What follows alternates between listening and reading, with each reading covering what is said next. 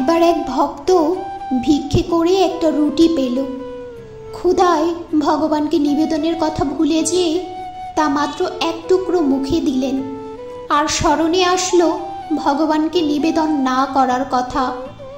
ভক্ত ক্রন্দন করতে লাগলেন, বললেন, অধম আমি, প্রভুকে অর্পণ না করে গ্রহণ করে ফেললাম।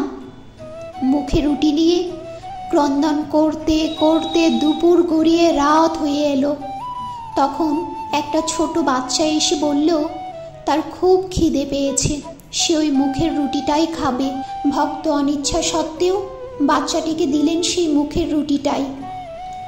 না খেয়ে কাঁদতে কাঁদতে ঘুমিয়ে গেলেন ভক্ত।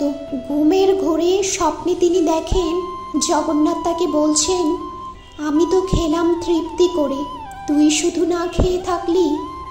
ওঠ, দেখ দুটো রুটি তোর ব্যাগে আছে, একটু আমি খেয়েছি রে, এবার তুই খা।